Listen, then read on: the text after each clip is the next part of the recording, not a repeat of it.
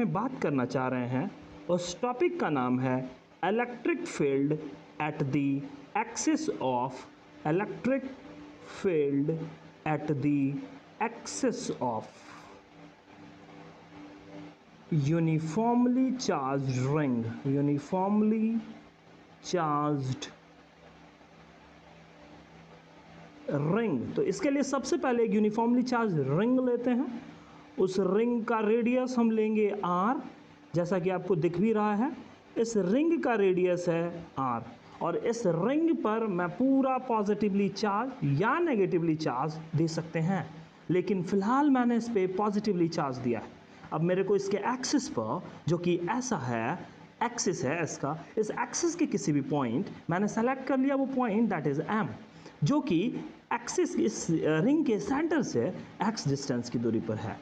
Friends, इस point पर हमको चाहिए इलेक्ट्रिक फील्ड। इससे पहले हम लोगों को जानना चाहिए electric field due two point charge क्या होता है। तो हम लोग पहले ही पढ़ के रखे हुए हैं, ड्यू टू पॉइंट चार्ज जो होता है KQ/r², that we have already studied. अभी दोस्तों यहाँ पर हम लोग, चूंकि चार्ज पूरा Q charge, here Q charge is distributed over the ring, so मैं इस पॉइंट चार्ज की बात करता हूँ जो कि एलिमेंटल चार्ज है dq। इस dq की वजह से इस पॉइंट पर मैं इलेक्ट्रिक फील्ड पहले निकालना चाहूँगा, जो कि है dE। सिमिलरली मैं एक और dq चार्ज लूँगा जो कि यहाँ पर है, और इस dq की वजह से इस पॉइंट पर जो इलेक्ट्रिक फील्ड होने वाला है वो भी होगा dE। मैं इस पॉइंट m पर, जिसको कि मैंने m चूज किया, वहां पर मैं x एक्सिस और y एक्सिस को भी लोकेट करूंगा, जैसा कि आपको दिखाया गया है। इस dq एलिमेंटल चार्ज और इस dq एलिमेंटल चार्ज की वजह से यहां जो इलेक्ट्रिक फील्ड है that is dE and d। दोस्तों, चूंकि यहाँ पर रेडियस और ये डिस्टेंस एक्सिस वाला, चूंकि उसके सेंटर से गया है, एक राइट एंगल ट्रायंगल बना रहा है, जिसका कि हाइपोटेनियस हो जाएगा √r² प्लस x²। चूंकि electric field due two point charge KQ/r² होता है, तो सिमिलरली इस dq चार्ज की वजह से इस पॉइंट m पर इलेक्ट्रिक फील्ड होगा, that will be dE, and ये dE होने वाला है KdQ/r²। तो इस पॉइंट चार्ज और इस पॉइंट के बीच जो डिस्टेंस है that is r² plus x² का अंडर रूट। जैसे ही इसको स्क्वायर करेंगे तो रूट खत्म हो जाएगा और यहाँ पे बचेगा अंडर रूट का स्क्वायर। जैसे करेंगे ये बचेगा KdQ/r² प्लस x²। तो दोस्तों dE और ये d दोनों आपस में बराबर है, ये हम लोगों को यहाँ से पता चल गया। फ्रेंड्स, इस एंगल को अगर नाम थीटा दें और इस एंगल को भी नाम थीटा दें, चूंकि ये दोनों थीटा ही हैं आपस में बराबर, तो ऑटोमेटिकली ये थीटा होगा और ये भी थीटा होगा। तो इस डायग्राम में आप जरा ध्यान से देखिए, मैं इस इलेक्ट्रिक फील्ड जो कि इस पॉइंट चार्ज की वजह से इसका एक कॉम्पोनेंट ब्रेक करते हैं, इधर आएगा dE साइन थीटा और इस एक्स एक्सिस की तरफ होगा dE कॉस थीटा।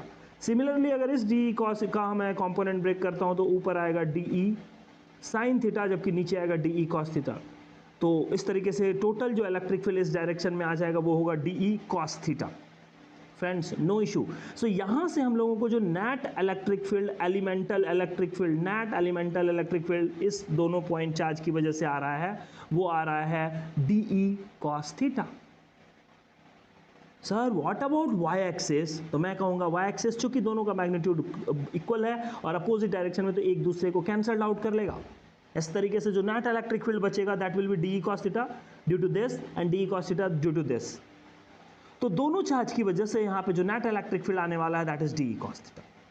दोस्तों, अगर हम देखें इस ट्रायंगल को ध्यान से, तो यहाँ पर जो cos थीटा की वैल्यू आ रही है वो cos थीटा है b/h। सो ऑटोमेटिकली ये हो जाएगा x under root r² plus x²। और अगर हम लोग cos थीटा की बात करें तो ये हो जाएगा x²/r² प्लस x²।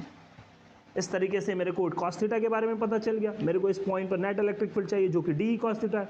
सो हमको पता है एलिमेंटल इलेक्ट्रिक फील्ड पता है, अगर तो मैं इसको इंटीग्रेट करूंगा और मेरे को रिजल्ट निकल जाएगा। नाउ इंटीग्रेटिंग बोथ साइड, जैसे ही आप नेट इलेक्ट्रिक फील्ड को आप इंटीग्रेट करेंगे, आप दोनों साइड इंटीग्रेट कीजिए, सो dE cos थीटा। तो आपको पता है कि ये जो नेट इलेक्ट्रिक फील्ड है ये ई नेट में कन्वर्ट हो जाएगा, चूंकि इसकी लिमिट E0 से ई नेट की तरफ वेरी कर रही है। और इस इलेक्ट्रिक फील्ड में cos थीटा की वैल्यू, dE की वैल्यू जैसा कि आपको यहाँ दिख रहा है, मैं डाल दूंगा KdQ/r² plus x²। cos theta की वैल्यू यहाँ से डालेंगे तो ये होगा x/r² प्लस x²। पर पावर, माफ़ी चाहेंगे, इसका हाफ होगा, रूट मैंने हटाया था हाफ। यहाँ पे एलिमेंटल जो चीज़ें हैं, जो वेरिएबल है वो चार्ज है। चार्ज शुरू में 0 और बाद में टोटल चार्ज Q को डिस्ट्रीब्यूट किया गया है, जैसा कि आपको यहाँ दर्शाया गया है। सो इससे नेट इलेक्ट्रिक फील्ड जो भी कांस्टेंट है उससे बाहर निकाल लेते हैं, तो K x अपॉन, चूंकि R और X ये डिस्टेंस कभी नहीं बदलेगा, तो ऑटोमेटिकली ये हो जाएगा R² प्लस x², और चूंकि इसका एक्सपोनेंट 1 इसका हाफ, तो ये जुड़ करके होगा 3/2। और यहाँ पे एलिमेंटल चार्ज बचेगा dq, और अपर लिमिट लोअर लिमिट जैसे पुट करेंगे, तो मैं पुट कर ही देता हूँ, आपको दिखा देता हूँ। सो यहाँ से हमको जो नेट इलेक्ट्रिक फील्ड निकल करके आ रहा है वो आ रहा है k इसका q x upon R² plus x² power 3/2। सो इस तरीके से हमको नेट इलेक्ट्रिक फील्ड पता चल गया कि किसी भी यूनिफॉर्मली चार्ज वायर की वजह से अगर किसी एक्सिस के किसी पॉइंट पर चाहिए, तो that will become E is equal to KQX upon R² plus X² per power 3/2. So thank you.